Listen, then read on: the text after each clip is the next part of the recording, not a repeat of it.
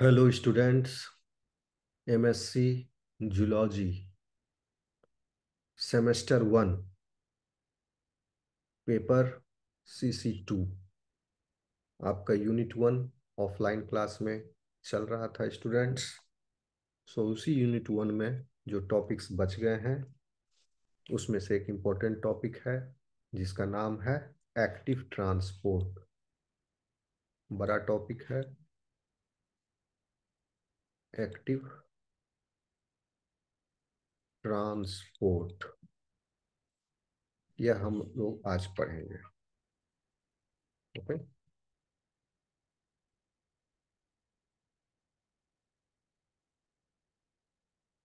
तो स्टूडेंट्स जैसा कि नाम से स्पष्ट है, पेपर का भी नाम है सेल बायोलॉजी।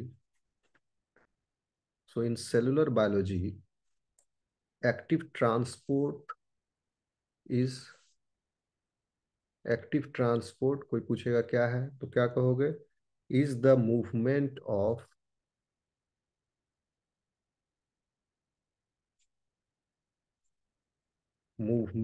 ऑफ मॉलिक्यूल्स और ions across a cell membrane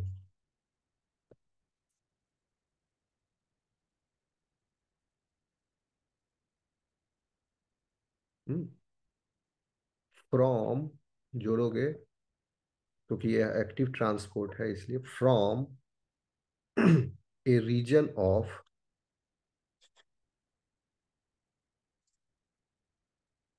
lower concentration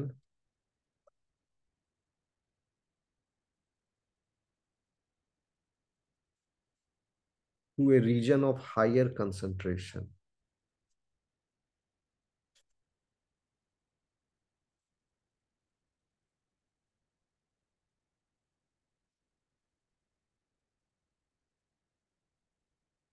Okay.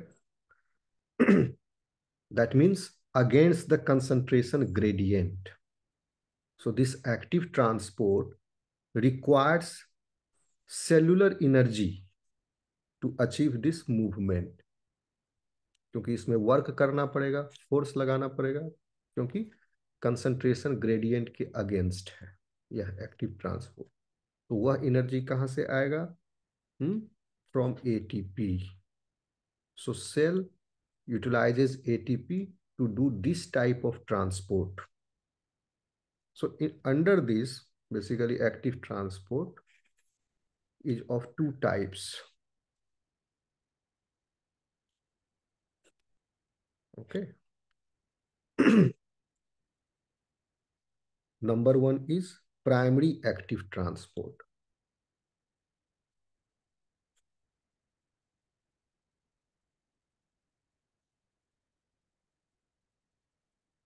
And the second one is secondary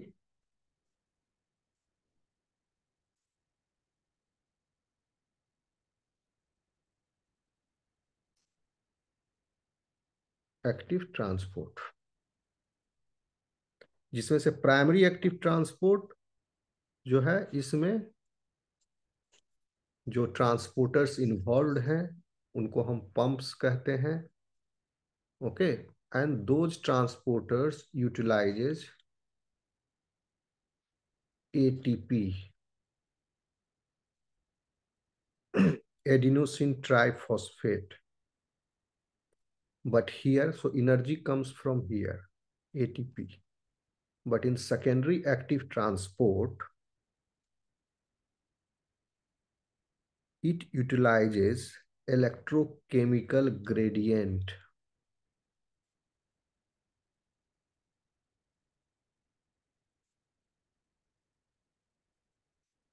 okay. इसी में सिम्पोर्टर्स कोपोर्टर्स सब है। तो बेसिकली आपको आपके सिलेबस में सेकेंडरी एक्टिव ट्रांसपोर्ट नहीं है। ओके। आपको प्राइमरी एक्टिव ट्रांसपोर्ट पढ़ना है, आपके सिलेबस में है। तो प्राइमरी एक्टिव ट्रांसपोर्ट में भी आपके सिलेबस में जो है आप देखिएगा, पंप्स है। Pumps actually these are transporters, जो इस ट्रांसपोर्ट को कर रहे हैं। तो उसमें तीन तरह के पंप्स पढ़ने हैं आपको, पी टाइप, और भी टाइप के पंप्स हैं। पी टाइप पढ़ने हैं, भी टाइप पढ़ना है, and A B C transporter. Okay, तो वन बाय वन हम लोग कवर करेंगे। पहले प्राइमरी एक्टिव ट्रांसपोर्ट क्या होता है ये समझिए, फिर आगे हम लोग इसको कवर करेंगे एक एक करके तीनों को। ठीक। प्राइमरी एक्टिव ट्रांसपोर्ट के कुछ महत्वपूर्ण उदाहरण हैं, जैसे phagocytosis, phagocytosis of bacteria by macrophages, movement of calcium ions out of cardiac muscle cells, transportation of amino acids across the intestinal lining in the human gut। कहने का मतलब खाने का जो एब्जॉर्प्शन हो रहा है इंटेस्टाइनल गट में न्यूट्रिएंट्स का, वो इंटेस्टाइनल इपिथेलियल सेल्स में जा रहे हैं from the lumen with the help of this transport mechanism, primary active transport. secretion of proteins such as enzymes, hormones, peptide hormones, and antibodies also from the various cells, antibody secreting plasma cells. This is also, these are also primary active transport. Okay. So these are the famous important examples। आप लोग याद रखोगे, अगर ये आएगा तो इसमें से दो तीन उदाहरण आप लिख दोगे, जो भी हम बोले आप नोट बना सकते हो इसका। तो पहले आते हैं हम लोग प्राइमरी एक्टिव ट्रांसपोर्ट। क्या है ये? यह पैसिव ट्रांसपोर्ट की तरह नहीं है। पहले हम एक्टिव ट्रांसपोर्ट के बारे में थोड़ा सा और डिटेल में पढ़ते हैं। What is active cellular transportation? Active cellular transportation यह पैसिव ट्रांसपोर्टेशन से बिल्कुल भिन्न है, क्योंकि इसमें एनर्जी की यूटिलाइजेशन है। It uses kinetic energy. Okay, and natural entropy of molecules, जो कि सेकेंडरी एक्टिव ट्रांसपोर्ट में देख रहे हैं, इसमें भी है उस एंट्रोपी का utilisation, which is moving down a gradient। Okay, so active transport uses cellular energy to move them against a gradient। ना ही ग्रेडियंट बल्कि एक पोलर रिपल्सन भी हो सकता है, तो उसके अगेंस्ट भी, और एनी अदर रेसिस्टेंस, उसके अगेंस्ट भी यह ट्रांसपोर्ट हो सकता है with the at the expense of energy। So active transport is usually associated with accumulating high concentrations of molecules that the cell needs, such as ions, glucose। इससे किस किस चीज का ट्रांसफर होगा? Ions, glucose, amino acids, etcetera. तो जब against concentration gradient इसका transportation हो सकता है, तो इस मैकेनिज्म के थ्रू, एक्टिव ट्रांसपोर्ट के थ्रू, जो आयंस, ग्लूकोज और अमाइनो एसिड्स जमा होंगे वो हाई कंसंट्रेशन तक भी जमा हो सकते हैं। Okay, so the examples are active transport of glucose, in the intestines of humans, uptake of mineral ions.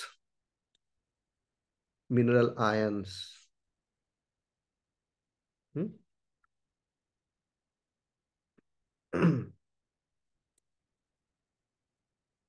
Active transport is basically the movement of molecules across a cell membrane from a region of lower concentration to a region of higher concentration, that is, against the concentration gradient. This is the definition. And for this, active transport requires cellular energy to achieve this movement. So in this, there are two types of active transportation in the cells: primary and secondary.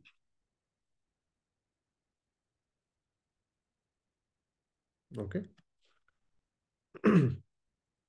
So I will come to this one by one. First, I will cover primary, and then I will come to secondary. So this is called as primary active transport,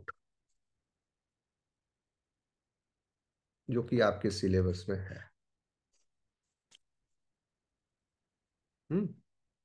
Active cellular transport, primary active cellular transport. Fact. And another one is secondary active cellular transport. Okay, so हम इसको पढ़ेंगे, इसको ignore कर देंगे. Time कम है, exam नजदीक है, सो जो आपके सिलेबस में है उसी को कवर करेंगे. तो प्राइमरी एक्टिव ट्रांसपोर्ट क्या है? बेसिकली इसको हम डायरेक्ट एक्टिव ट्रांसपोर्ट भी कहते हैं कई बार. Direct active transport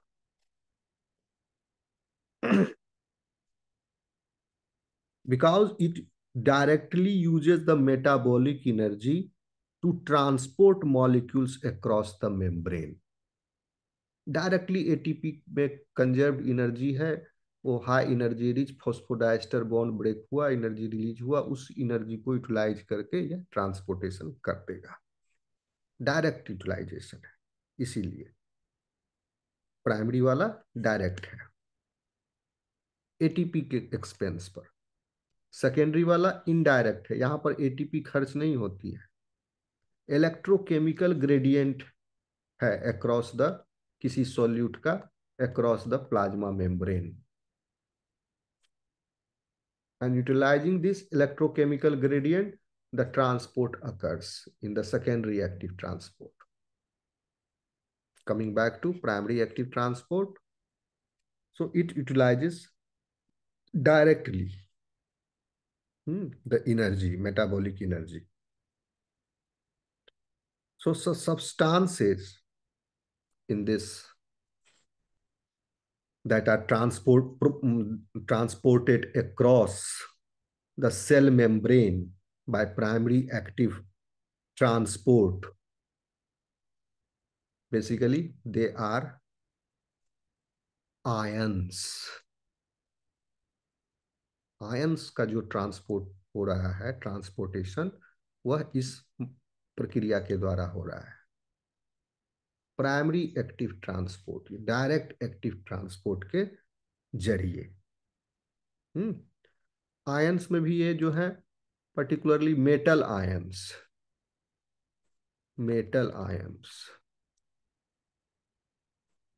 okay.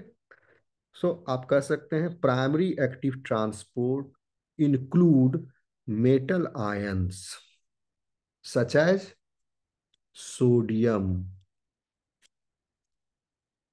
potassium, magnesium, and calcium.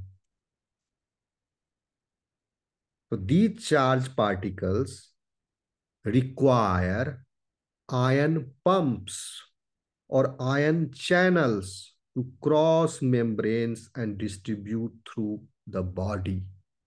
और पंप और चैनल में डिफरेंस है। जब हम पंप बोलेंगे और जब चैनल बोलेंगे, दोनों अलग अलग तरह के प्रोटीन इसमें इन्वॉल्व हैं। पंप्स आर ट्रांसपोर्टर्स जो कि इसमें इन्वॉल्व हैं। प्राइमरी एक्टिव ट्रांसपोर्ट या डायरेक्ट एक्टिव ट्रांसपोर्ट में जो ट्रांसपोर्टर है उसी को हम लोग पंप कहते हैं। प्रोटीन पंप्स हैं। और चैनल जो है वह प्लाज्मा मेम्ब्रेन में मौजूद होता है, लेकिन चैनल पैसिव ट्रांसपोर्ट में, इसका मैकेनिज्म जो है वह पैसिव ट्रांसपोर्टेशन ऑफ आयंस है। चैनल के थ्रू ये मेटल आयंस भी ट्रांसपोर्ट हो सकते हैं। ओके, बट कंडीशन क्या है? along द कंसंट्रेशन ग्रेडियंट ही होगा, अगेंस्ट कंसंट्रेशन ग्रेडियंट नहीं होगा चैनल के through. Because channels are not ATPases, but pumps are ATPases. तो पंप की सहायता से अगेंस्ट द कंसंट्रेशन ग्रेडियंट भी इन आयंस का ट्रांसपोर्टेशन हो जाएगा। तो प्लाज्मा मेम्ब्रेन, अगर सेल को सोडियम आयन इंपोर्ट करना है सेल के अंदर, तो इस प्लाज्मा मेम्ब्रेन में सोडियम पंप भी है, सोडियम चैनल्स भी है।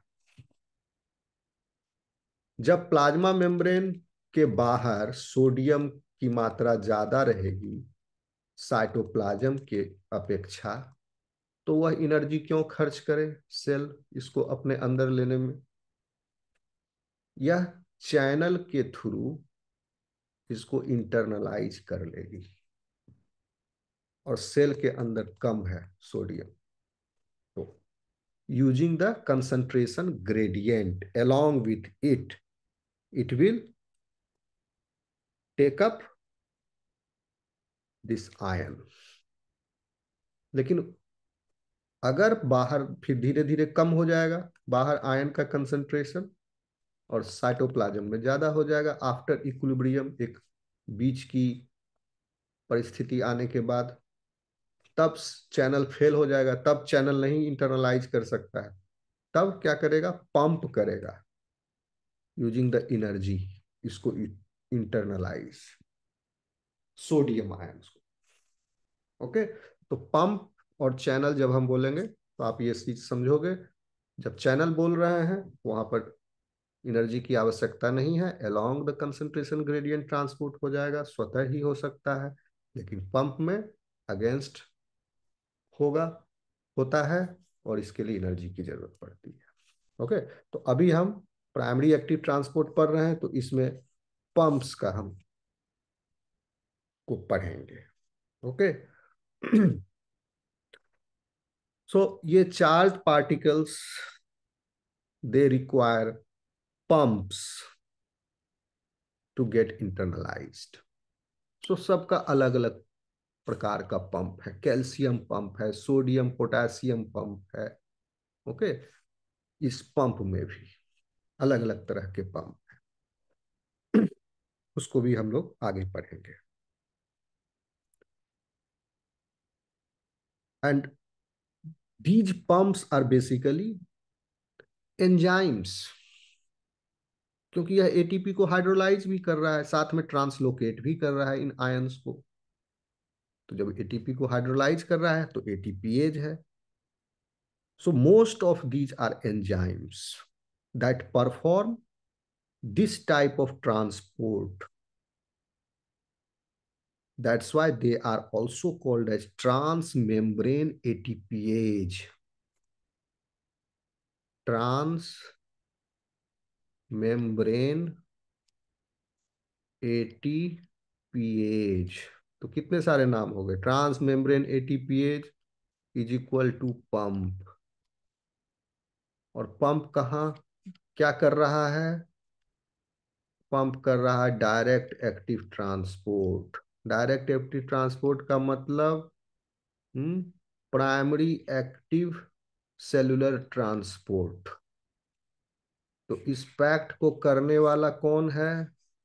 पंप, जिसका दूसरा नाम ट्रांस मेम्ब्रेन एटीपीएज भी है।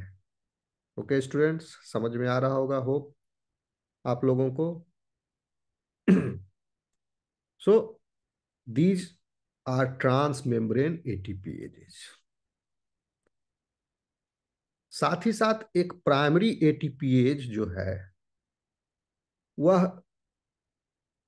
सभी लाइफ फॉर्म में, ओके, धरती पर प्रोकैरियोट से लेके यूकैरियोट तक के सभी लाइफ फॉर्म में, या कहें तो ऑल एनिमल लाइफ में इस अ, तरह का एक एग्जाम्पल है, सभी में पाया जाता है। उसका नाम है sodium potassium pump. Sodium potassium pump.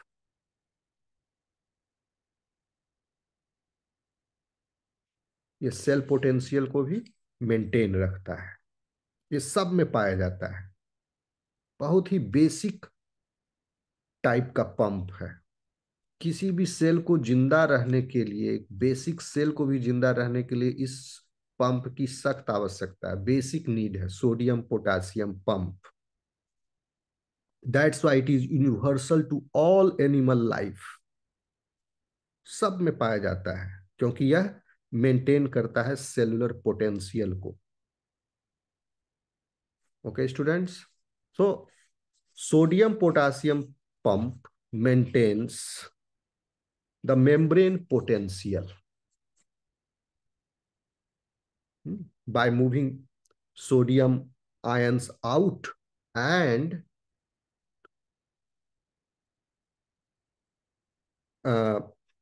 Potassium ions in. लेकिन इसका एक रेशियो है। क्या रेशियो है? कि 3 सोडियम आयंस यह पंप सेल के बाहर भेजता है, तो बदले में 2 पोटेशियम आयन यह अंदर सेल के अंदर लेता है। ओके, तो सोडियम पोटासियम, आप कह सकते हैं sodium potassium pump maintains the membrane potential by moving 3 sodium ions out of the cell for every 2 potassium ions moved into the cell. Okay, तो यह एक बहुत ही बेहतरीन एग्जाम्पल है पंप का। कौन सा? Sodium potassium pump. ओके, और यह एक पी टाइप का पंप है। पंप के भी आगे हम प्रकार आपको बताएंगे। उसमें पी टाइप पंप जब पढ़ाएंगे तो फिर ये हम बताएंगे। सोडियम पोटेशियम पंप उसका एक एग्जाम्पल है। ओके। तो अब हम डायरेक्ट पंप पर ही आ जाते हैं। कितने प्रकार के हैं पंप का आपको ओवरव्यू दिए।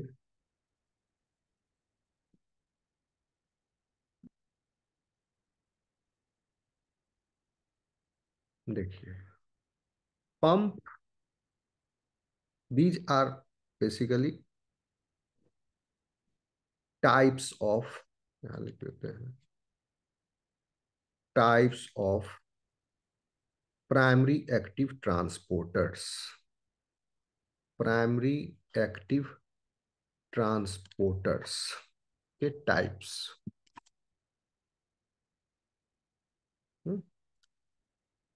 तो इसके एक प्रकार है पी टाइप। हम्म दूसरा है एफ एटीपीएज।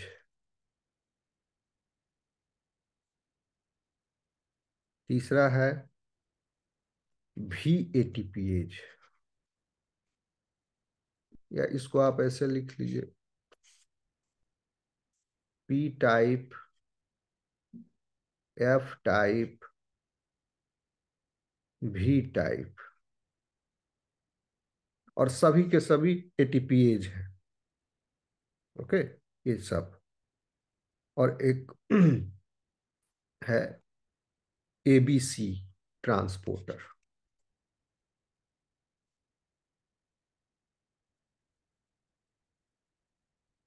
ये सब चारों एटीपीएज हैं।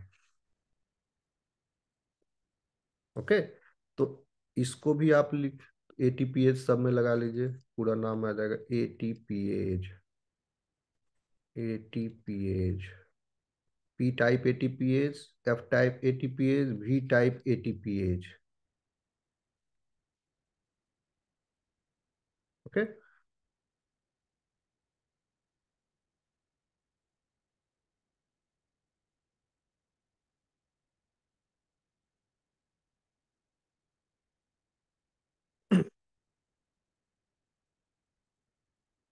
पी टाइप एटीपीएज हैं आपके sodium potassium pump,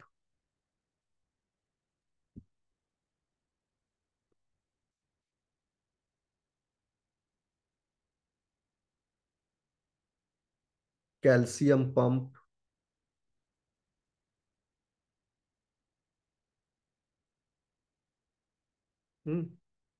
proton pump.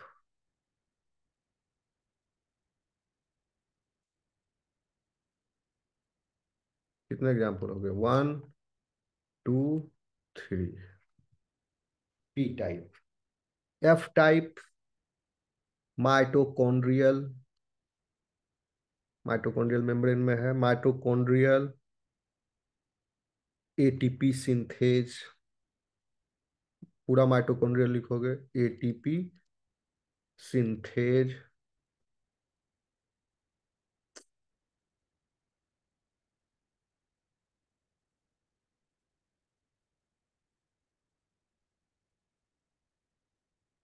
हम्म क्लोरोप्लास्ट में भी है, प्लांट किंगडम में, प्लांट्स में chloroplast ATP synthase.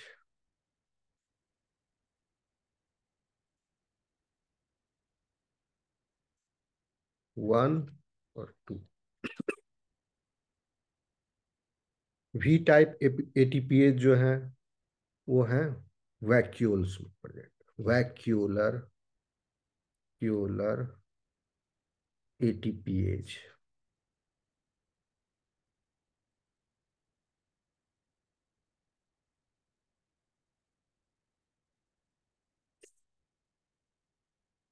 Example, ABC transporter.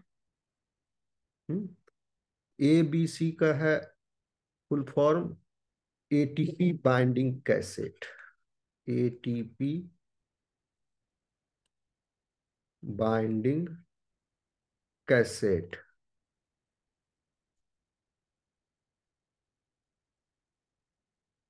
हम्म इसलिए A B C transporter, ATP binding cassette. तो ये भी एटीपी से बाइंड हो रहा है, ये भी चारों एटीपी में इन्वॉल्व है, एटीपी के साथ। तो ये भी एनर्जी खर्च कर रहा है, एबीसी ट्रांसपोर्टर भी। इसके एग्जाम्पल हैं एमडीआर, सीएफटीआर। अभी हम सबसे लास्ट में ये बताएंगे आपको, पहले हम पी टाइप एटीपीएच पी पंप को कवर करेंगे। इसमें से आपको पी टाइप पंप पढ़ना है, वी टाइप पंप पढ़ना है, एफ टाइप नहीं है सिलेबस में, एबीसी ट्रांसपोर्टर पढ़ना है। ये तीनों वन बाय वन हम इनको देखेंगे। यहाँ तक होप कि आप समझे होंगे। Okay students.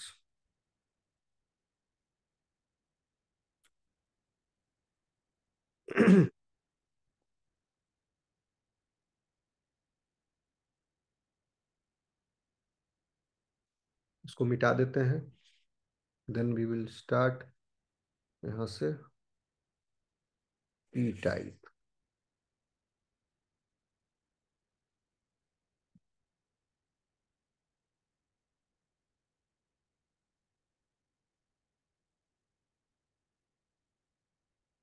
पी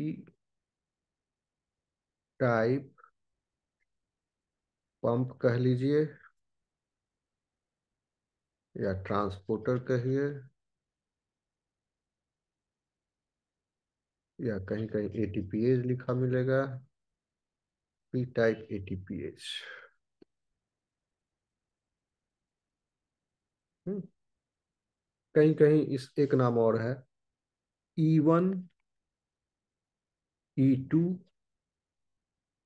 एटीपीएच,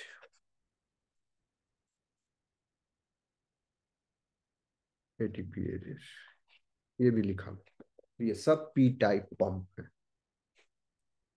E1 और E2 उसके कन्फिगुरेशन को इंडिकेट करता है। वो यह प्रोटीन जो है, यह बड़ा सा प्रोटीन है, इसमें ट्रांस मेम्ब्रेन डोमेन है, साइटोप्लाज्मिक डोमेन है।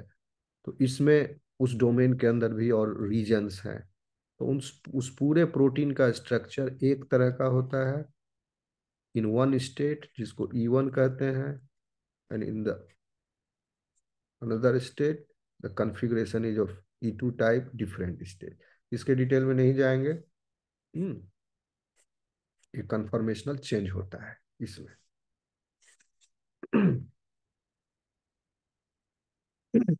So it is a large group of this type of pump. बहुत इसमें एग्जाम्पल्स हैं, बहुत तरह के पंप्स हैं। इवोल्यूशनरली related iron and lipid pumps, okay, that are found in bacteria, bacteria में भी है, आर्किया, यूकैरियोट्स में भी है,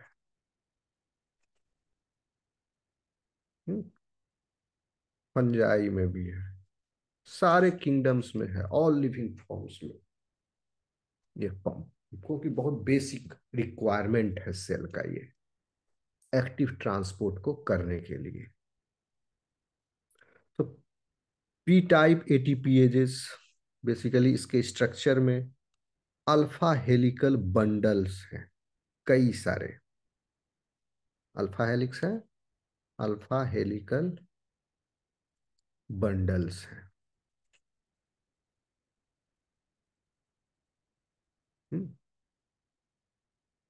सो पी टाइप एटीपीएजेस कह सकते हैं are basically alpha helical bundle primary transporters, okay, because they have the ability to catalyze auto or self phosphorylation. They do self phosphorylation, phosphorylation, खुद का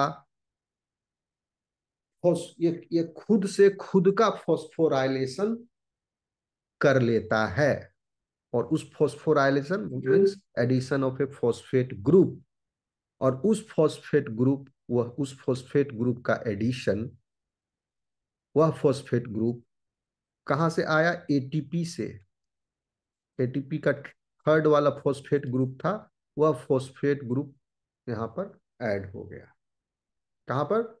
इस पंप के किसी रेसिड्यूज में, किसी अमाइनो एसिड रेसिड्यूज, अभी बताएंगे। तो और इसके लिए जो एनर्जी की आवश्यकता हुई वह एटीपी के ब्रेकडाउन से आया। तो इस एंजाइम खुद ने एटीपी को भी ब्रेक डाउन किया, उसके एनर्जी को यूटिलाइज करके एटीपी को ब्रेक डाउन करने के बाद जो फॉस्फेट ग्रुप उत्पन्न हुआ था, उस फॉस्फेट ग्रुप को अपने किसी अमाइनो एसिड, पर्टिकुलरली एक अमाइनो एसिड है एस्पार्टेट, उसमें उसको ऐड कर दिया। इस प्रकार से यह पी टाइप पंप फॉस्फोराइलेट हो जाता है, इसीलिए इसका नाम है, hence it is designated as P type pump. Okay, तो ये क्या कर रहा है? This P type pump is having the ability to, लिख लेते हैं, it has the ability to catalyze catalyze auto, या सेल्फ कह लीजिए, self phosphorylation,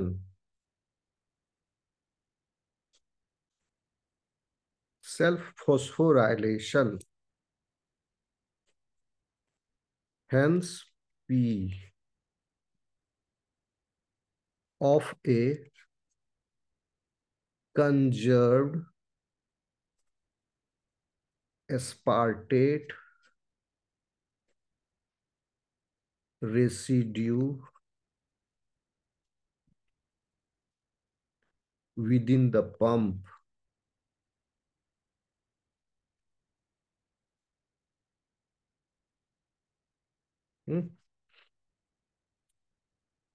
within the pump, and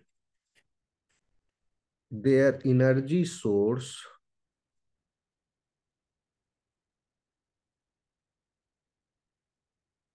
is ATP. Okay.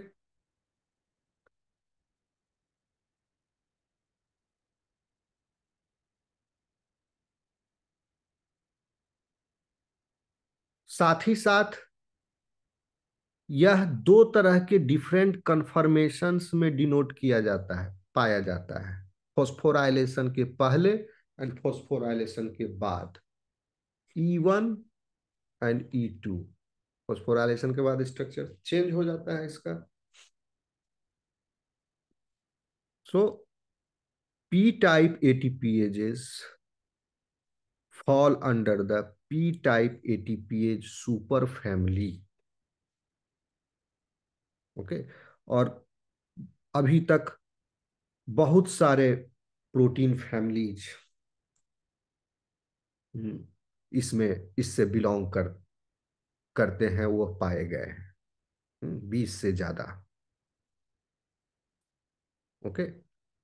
सो ज्यादातर इस सुपर फैमिली के मेंबर्स जो हैं, ये ट्रांसपोर्ट सुपर फैमिली के मेंबर्स, दे कैटलाइज केटायन अपटेक और इफ्लक्स कहिए। इसमें एक एक्सेप्शन है, फ्लिपेजेज। उस सुपर फैमिली में जो है फॉस्फोलिपिड्स का फ्लिपिंग होता है फ्लिपेजेज में। तो आप उतना डिटेल में जाने की आवश्यकता नहीं है। पी टाइप पंप का बेसिक काम है केटायन अपटेक करना, ये आप जान लीजिए। एक एक्सेप्शन है फ्लिपेज बस। ओके। ह्यूमंस में P type ATPases, they serve as a basis for nerve impulses। nerve impulses इनकी मदद से क्रिएट होते हैं। their role of p type ATPases in humans। इसमें लिख लोगे, they create nerve impulse, relaxation of muscle,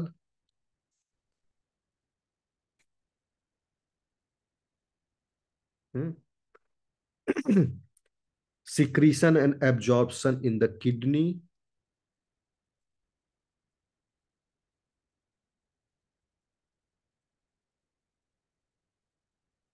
absorption of nutrients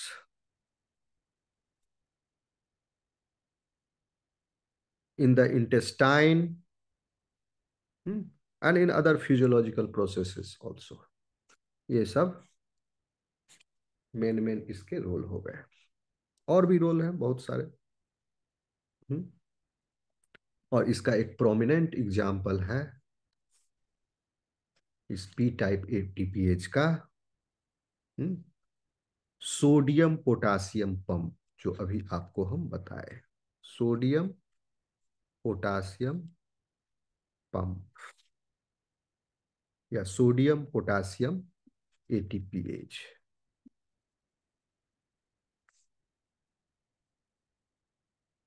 ठीक। और भी एग्जाम्पल हैं। Proton potassium pump. Proton, proton हो गया, पोटासियम पंप लिखिए चाहे एटीपीएच।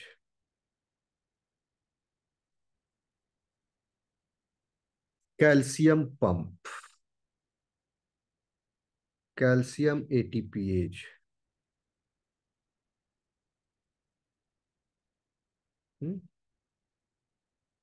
एक और प्रोटोन पंप है जिसका नाम है plasma membrane proton pump.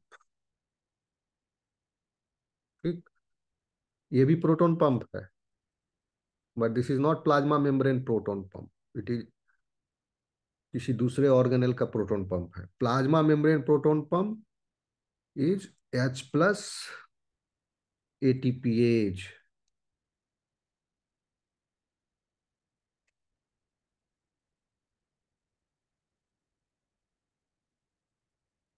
Okay, ये सब एग्जाम्पल हो गए पी टाइप पंप के।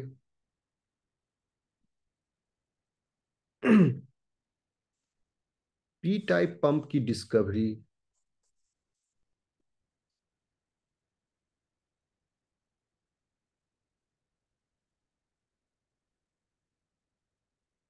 फर्स्ट पी टाइप एटीपीएज जो डिस्कवर हुआ था, first P type ATPase discovered was sodium potassium ATPase।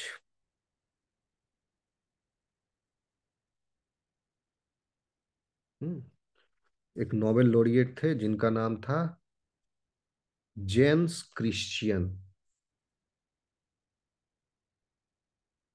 James Christian,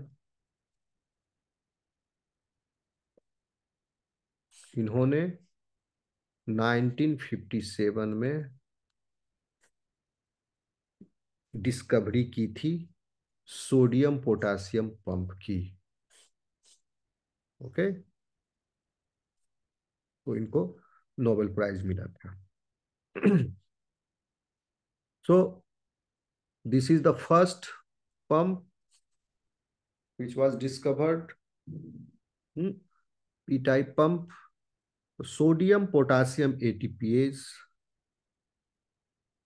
जो है, यह फर्स्ट मेंबर है ये इस पूरे लार्ज पंप सुपर फैमिली का। और अभी भी और डिफरेंट तरह के पंप डिस्कवर हो रहे हैं और ये सुपर फैमिली बड़ा हो रहा है। अभी तक 20 डिफरेंट काइंड्स ऑफ पंप्स जो है और डिस्कवर हो चुके हैं, जिसमें से 4 यहाँ पर आपको मेंशन किया गया है। Okay. Okay students, 1 second. Okay students, so हम लोग कहाँ पर थे? यस, यही हम लोग पी टाइप पंप का चर्चा कर रहे थे।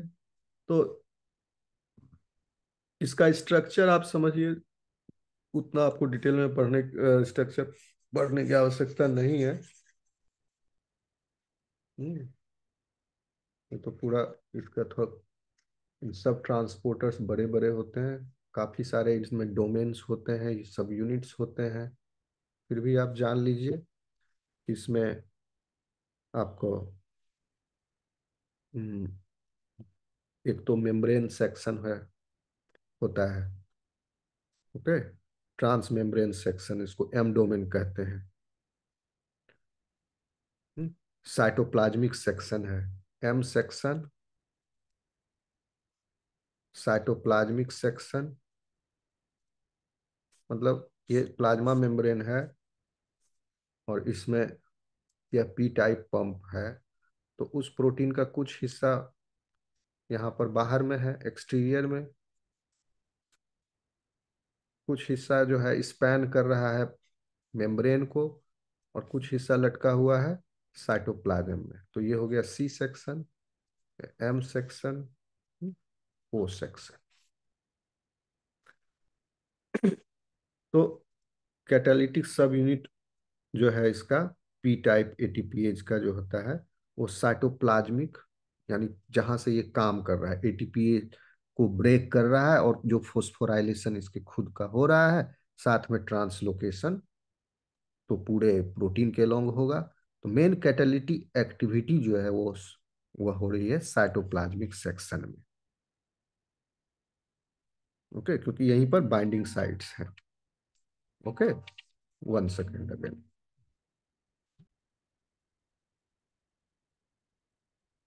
Hello students, I am back. तो क्या पढ़ रहे थे हम लोग? कैटालिटिक, इसके डिफरेंट सब यूनिट्स। ओके, किसके, उतना डिटेल में इसको जानने की जरूरत नहीं। पी पंप का स्ट्रक्चर मोटा मोटी कैसा होता है वो आप जान लीजिए। एक साइटोप्लाज्मिक सब यूनिट है पी टाइप में, एटीपीएज में, जो साइटोप्लाज्म में हैंग कर रहा है प्लाज्मा मेम्ब्रेन्स के इनर साइड से। तो और एक ट्रांस मेम्ब्रेन सेक्शन है जो प्लाज्मा मेम्ब्रेन के अंदर कैद है, में इम्बेडेड है। ओके। और इसमें ट्रांस मेम्ब्रेन रीजन में बाइंडिंग साइट है, जिस सोल्यूट का ट्रांसफर हो रहा है उसका, यानी इसमें बाइंडिंग साइट होगा। अगर ये सोडियम पोटेशियम पंप है तो इसमें बाइंडिंग साइट्स होंगे सोडियम के, पोटेशियम के।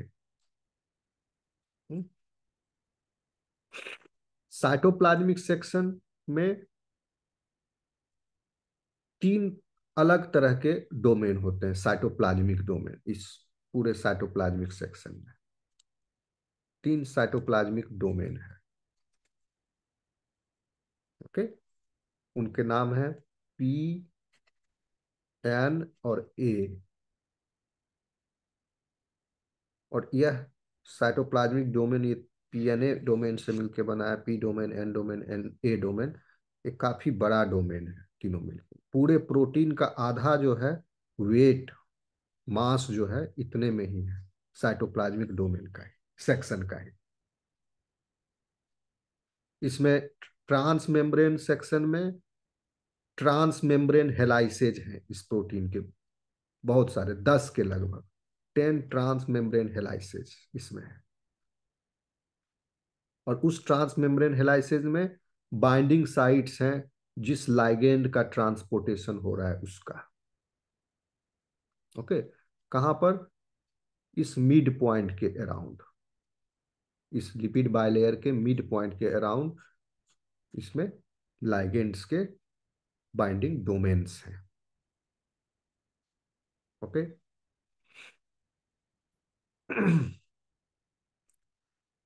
ये साइटोप्लाज्मिक सेक्शन में जो पी डोमेन है, P stands for phosphorylation,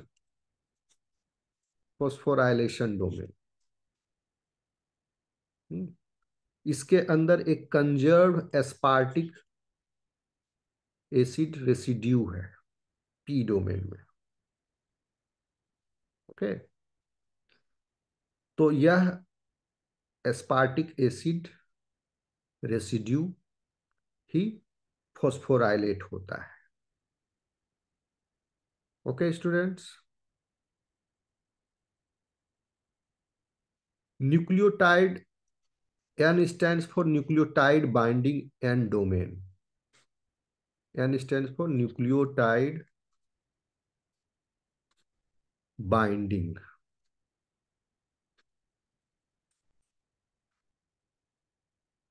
Okay. This N domain serves as a built-in protein kinase which functions to phosphorylate the P domain.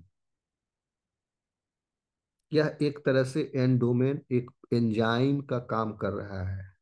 N domain में enzymatic activity है जिसका काम है पी डोमेन को phosphorylate करना। Okay, and this N domain is sandwiched between 2 segments of the P domain. Okay, तो इस प्रकार से यह बना है। ओके। ए डोमेन जो है उसको एक्टुएटर डोमेन कहते हैं।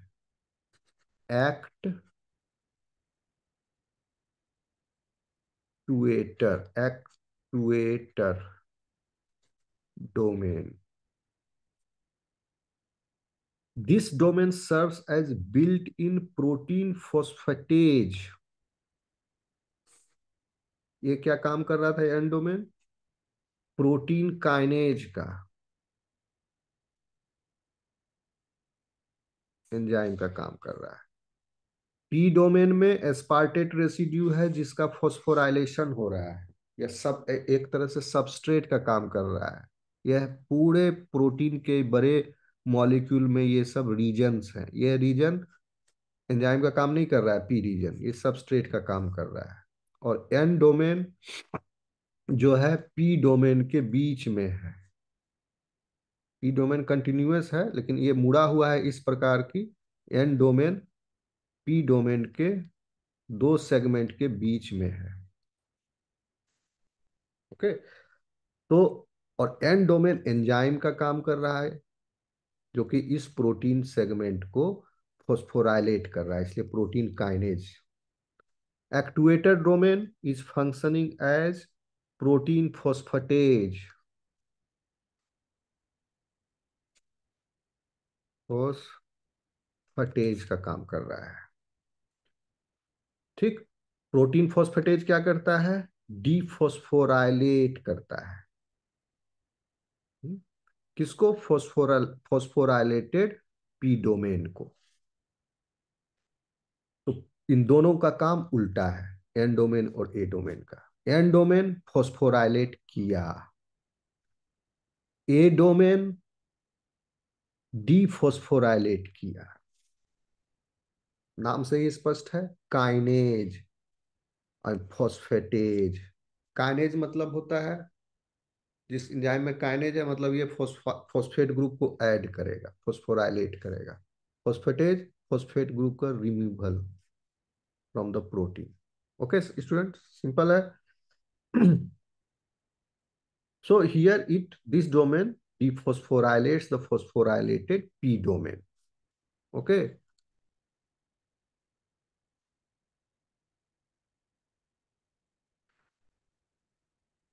Out of these three, A domain is the smallest of these three cytoplasmic domains. Okay, students. So एक और इन एडिशन टू दिस एक और होता है डोमेन जिसका नाम है आर डोमेन या रेगुलेटरी डोमेन। इसमें ये सभी पी टाइप पंप्स में प्रेजेंट नहीं होते हैं, कुछ में होते हैं, सब में नहीं। ओके, इसलिए this is not that much important. Mechanism इनका क्या है पी टाइप पंप का? कि all P type ATPases use the energy derived from ATP to drive transport।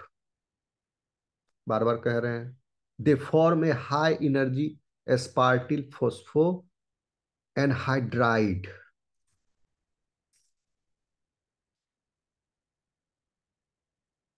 Intermediate.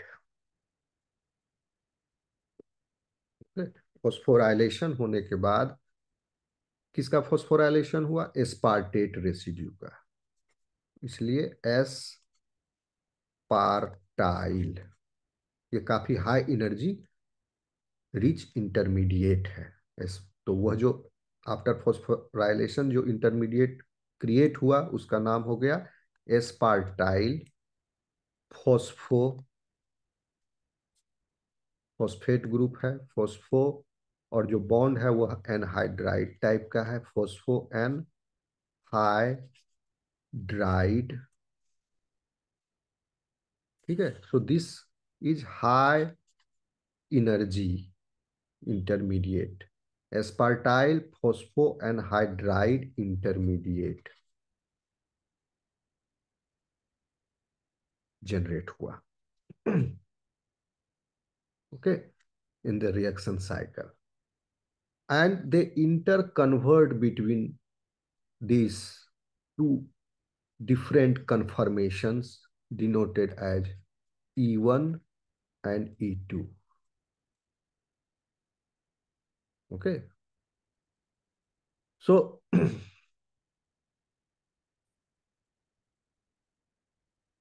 आप ऐसे समझिए कि E1 E2 नोटेशन जो है यह हाईलाइट कर रहा है एंजाइम की सेलेक्टिविटी को. इन E1, pump has high affinity for the exported substrate and low affinity for the imported substrate. Okay, तो सोडियम पोटेशियम पंप में सोडियम हो रहा है इंटरनलाइज, सोडियम हो रहा है एक्सटर्नलाइज्ड, 3 सोडियम को बाहर भेजा और 2 पोटेशियम आयंस को इंटरनलाइज किया. तो सोडियम इसमें E1 E2 नोटेशन में, E1 में क्या स्टेट में क्या हुआ, high affinity for the exported. तो high affinity for the E1 state में high affinity for the sodium ions and low affinity for imported substrate, that is potassium ion, E1 state में. और यही चीज उल्टा हो जाता है E1 E2 कन्फर्मेशन में या E2 स्टेट में. It has the low affinity for the exported. Arrow indicates affinity. E export हो रहा है और पोटेशियम इंपोर्ट हो रहा है.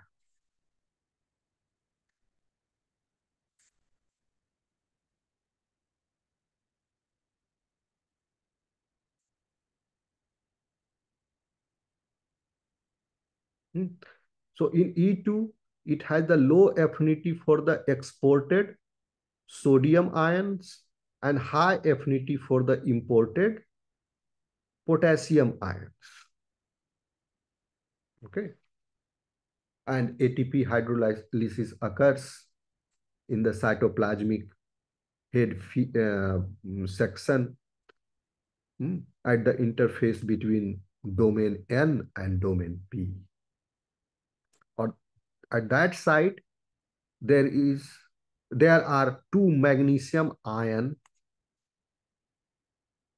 स्ट्रक्चर उतना इंपॉर्टेंट नहीं भी है, आप फिर भी समझ लो. Magnesium ions, 2 sites for the magnesium ions, binding sites, which which which is which are part of the active site also. This enzyme, which is involved in the ATP hydrolysis, because at this region इस ATP hydrolysis का active site में ये 2 magnesium binding domains है. So here ATP hydrolysis is tightly coupled to the translocation of the transported ions or the ligands through the membrane. Okay, कहने का मतलब हुआ ATP hydrolysis होगा, E1 से E2 कन्फर्मेशन चेंज होगा और जिसका इंपोर्ट और एक्सपोर्ट हो रहा है उनका इंपोर्ट और एक्सपोर्ट भी होगा. ATP हाइड्रोलिसिस नहीं होगा तो ट्रांसपोर्ट भी नहीं होगा. So in this manner, the ATP hydrolysis is tightly coupled to the translocation of the transported ligands through the membrane. Okay. यह हो गए आपके पी टाइप के पंप.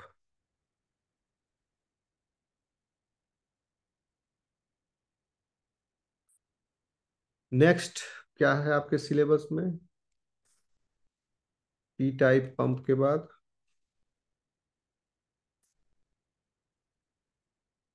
One second. हाँ, भी टाइप। ओके।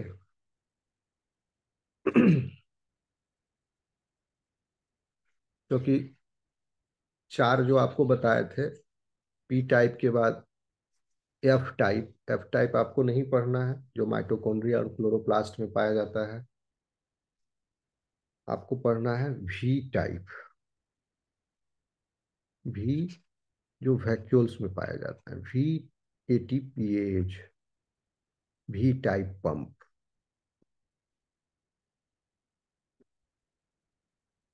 या इसको वैक्यूलर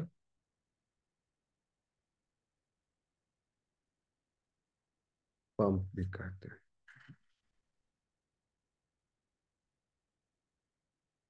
ओके।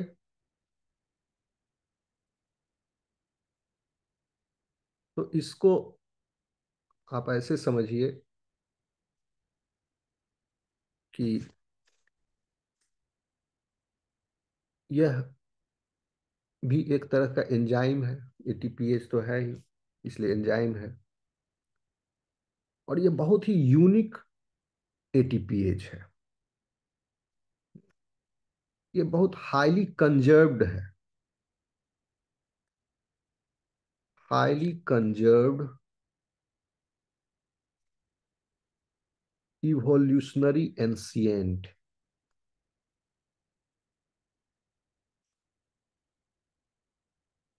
एंशिएंट एंजाइम है। हम्म, जिसके यूकैरियोट्स में और भी फंक्शन है। ठीक है। लेकिन बहुत ही पुराना वाला पंप है ये।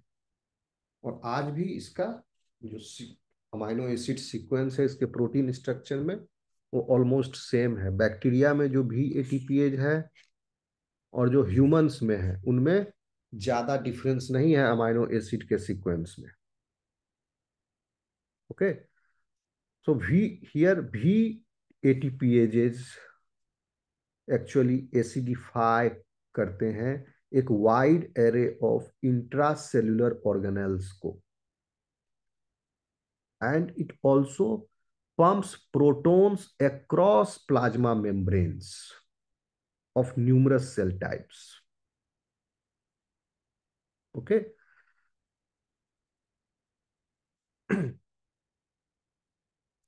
तो V type ATPase, they couple the energy of ATP hydrolysis to proton transport across the intracellular and plasma membranes of eukaryotic cells.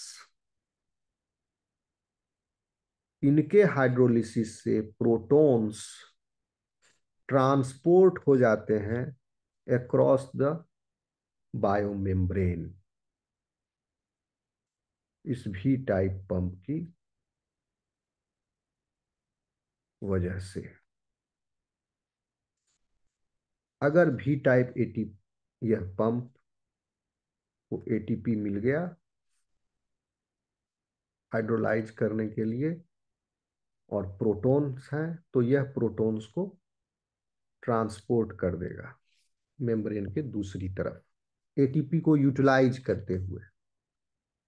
और एक आप माइटोकॉन्ड्रिया में जो एटीपी सिंथेज देखते थे, वहां पर क्या हो रहा था? ठीक इसका उल्टा। वहां पर प्रोटॉन के ग्रेडियंट को यूटिलाइज करते हुए एटीपी की सिंथेसिस हो रही थी। 1 सेकेंड।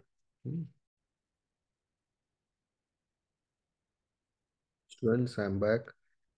सो कहाँ पर थे हम लोग? We were at this V ATPase, यानी वैक्यूलर पंप। तो these pumps are highly conserved once.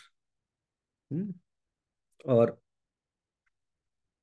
what they do basically is, hmm, they do ATP hydrolysis coupled with the transport of proton across the either intracellular or plasma membranes of the eukaryotic cell.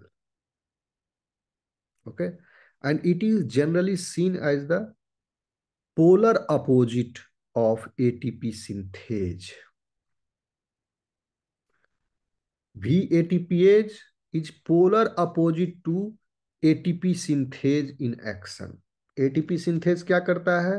Utilizing the proton gradient, it synthesizes ATP from ADP and inorganic phosphate.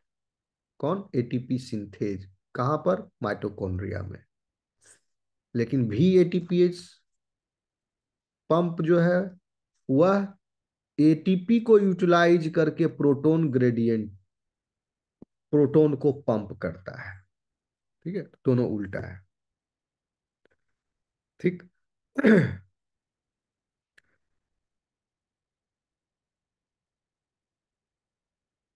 इसका structure भी ATP synthase से मिलता जुलता है.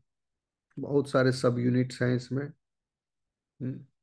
उसमें नहीं जाएंगे.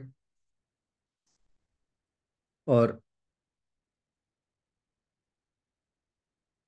Basically इसमें जो इम्पोर्टेंट पार्ट है, आप समझ गए एक्शन काम क्या कर रहा है. Utilizing ATP, energy conserve in the ATP, it pumps out the proton. Roles क्या है इसके? ठीक. रोल्स, एक तो रोल हो गया कि ये, मतलब रोल इसी से इसका डिफाइन होगा. ये कहाँ कहाँ पाया जाता है ये जान. ये मेम्ब्रेन्स, ऑर्गेनेल्स के मेम्ब्रेन्स में पाए जाते हैं ये VATPase. जैसे एंडोसोम, लाइसोसोम, सिक्रिटरी वेसिकल्स, जहां पर वो एक वेराइटी ऑफ रोल प्ले करते हैं जो कि उस ऑर्गेनेल के फंक्शन के लिए क्रूसियल है.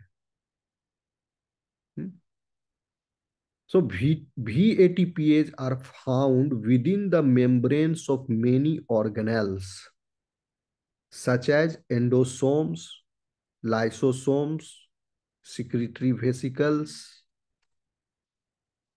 जहां पर where they play a variety of roles crucial for the function of these organelles. बहुत सारे फोन आ रहे हैं स्टूडेंट्स. अगेन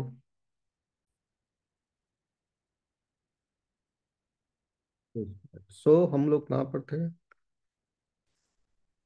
वैक्यूलर पंप के में क्या कर रहा था ये पंप जो है एटीपी को यूटिलाइज करके प्रोटॉन पंप कर रहा है. कहाँ कहाँ मिल रहा है? एंडोसोम, लाइसोसोम, सिक्रेटरी वेसिकल्स, जहां पर इनके रोल के लिए यह क्रूसियल है. ओके. जैसे कि proton gradient across the east vacuolar membrane is generated by this pump only. Okay. In synaptic transmission in neuronal cells also, VATPase acidifies synaptic vesicles. Nerve के एंडिंग पर जो साइनेप्टिक वेसिकल्स न्यूरोट्रांसमीटर्स कैरी होते हैं वह भी VATPase के द्वारा ही pump हुआ है. इसके अंदर जो एसिडिक कंटेंट है, अगर प्रोटॉन को पंप कर रहा है तो इसका मतलब क्या है? एसिडिफाई हो रहा है. ओके. इसी साइनेप्टिक वेसिकल्स में जो न्यूरोट्रांसमीटर है nor epinephrine,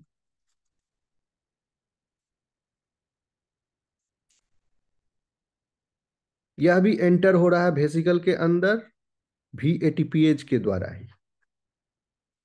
So VATPase are also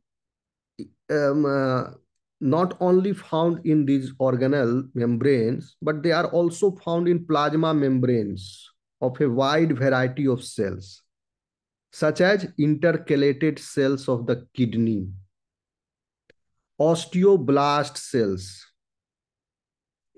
osteo no, osteoclast, osteoblast नहीं, ऑस्टियोक्लास्ट सेल्स के प्लाज्मा मेम्ब्रेन में है। यानी ओस्टियोक्लास्ट सेल्स वो सेल्स हैं जो जो बोन को री एब्जॉर्ब करते हैं। मैक्रोफाजेज में भी पाए जाते हैं, इनके प्लाज्मा मेम्ब्रेन में भी, न्यूट्रोफिल्स में, स्पर्म्स के प्लाज्मा मेम्ब्रेन में, mid gut cells of the insect के प्लाज्मा मेम्ब्रेन में, ट्यूमर सेल के प्लाज्मा मेम्ब्रेन में यह भी टाइप पंप मिलते हैं। और वहां पर प्लाज्मा मेम्ब्रेन में भी एटीपीएजेस इन्वॉल्व हैं in processes such as pH homeostasis,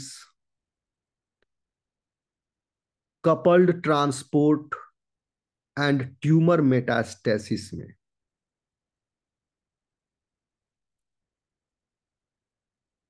sperm में भी ATPases are involve in the acrosomal membrane of sperm, acidify the acrosome, there they are involved,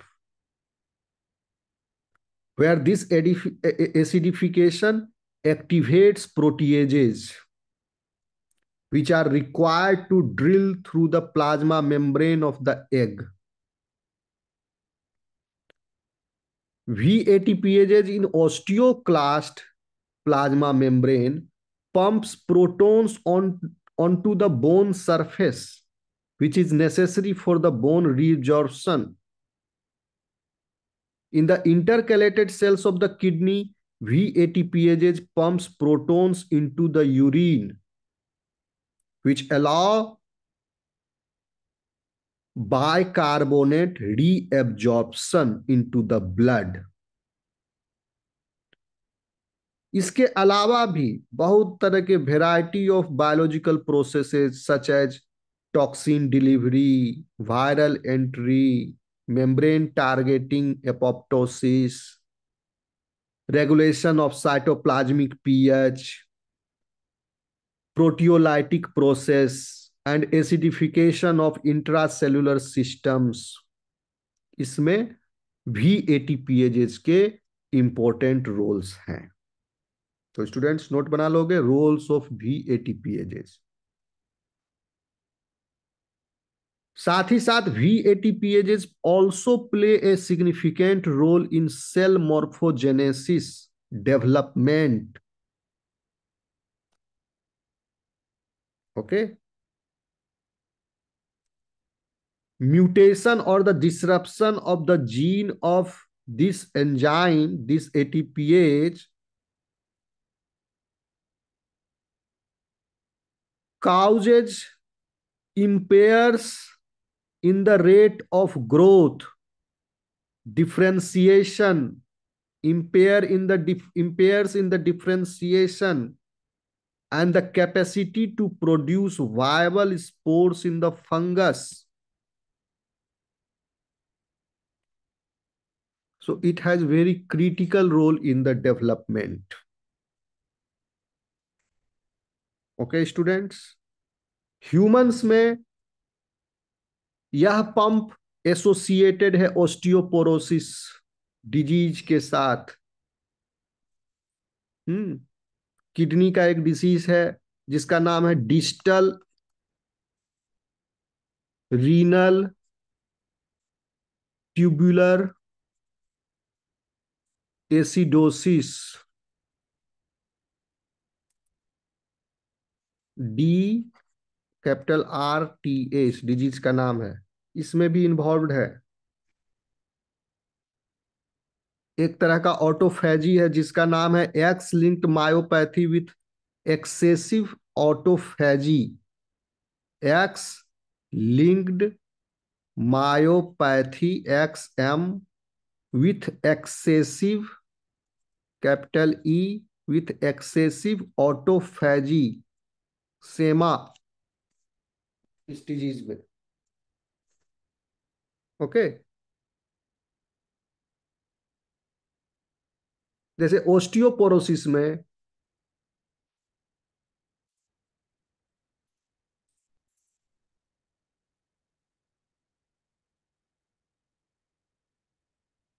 osteo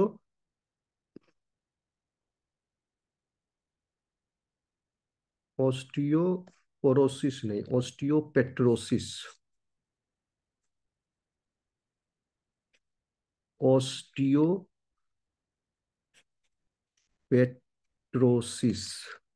क्या होता है? यह एक तरह का जेनरिक नेम है जो कि रिप्रेजेंट करता है a group of heritable conditions in which there is a defect in osteoclastic bone reabsorption. Okay, genetic condition है जिसमें ऑटोसोमल डोमिनेंट जो है वह ओस्टियोपेट्रोसिस शो करते हैं, उसके माइल्ड सिम्टम्स इन एडल्ट्स, जिसमें क्या होता है कि बार बार बोन फ्रैक्चर होता है, बोन ब्रिटिल हो जाते हैं, तो जिससे बोन बार बार टूटते हैं। हल्का सा शॉक लगा, जोर पड़ा, बोन टूट जाता है। तो वह कंडीशन है ऑटोसोमल डोमिनेंट का। एक बहुत ही सीवियर फॉर्म है ओस्टियोपेट्रोसिस का, जिस जो कि होता है ऑटोसोमल रिसेसिव इन्फेंटाइल मैलिग्नेंट ओस्टियोपेट्रोसिस। क्योंकि ये बहुत सारे जीन, 3 जीन इसमें इन्वॉल्व हैं which are responsible for this recessive osteopetrosis in human, and they all directly involved in the protein generation and secretion pathways that are essential for bone formation. Okay, so I'm not going to detail in this. So the genes responsible for the, आप इतना ही short में समझिए, the genes responsible for the formation of bones, due to the mutation in those genes, this condition develops, which is clinically called as osteopetrosis, in which bones become fragile.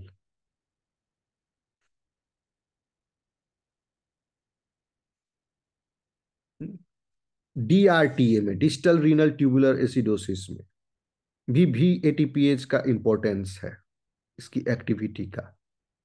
क्योंकि renal proton जो है वो secretion होते हैं,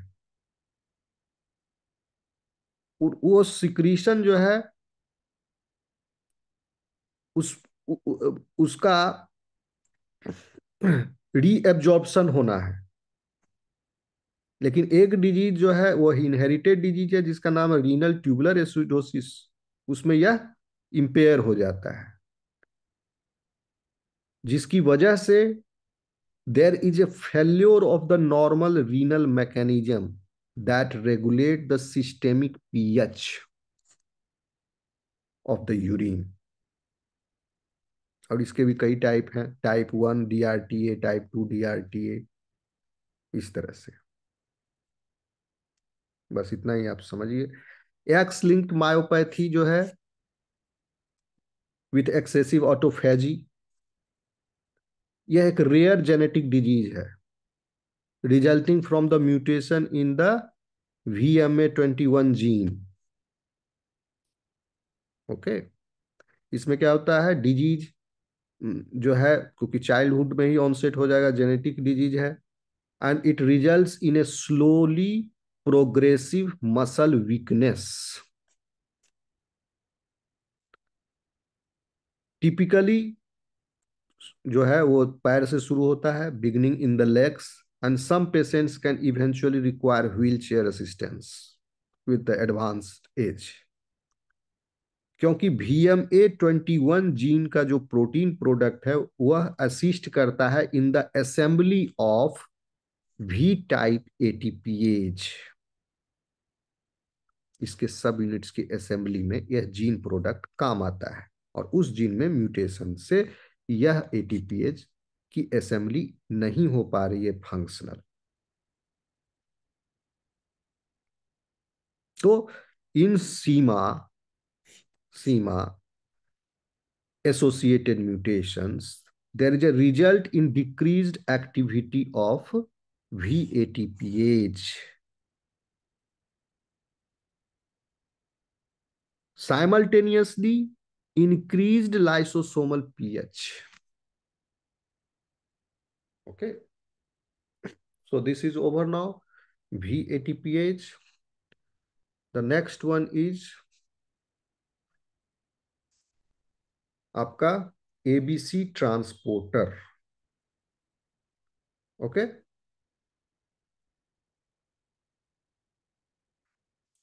इसको हम मिटा दे रहे हैं. थर्ड एंड लास्ट पंप जो आपको पढ़ना था उसका नाम है ABC ट्रांसपोर्टर.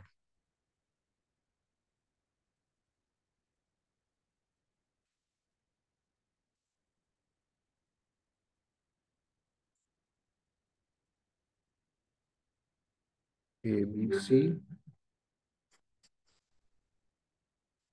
ट्रांसपोर्टर, ये हो गया आपका. इसका मतलब है ABC का मतलब है आपका ATP बाइंडिंग कैसे. Okay students, 1 second.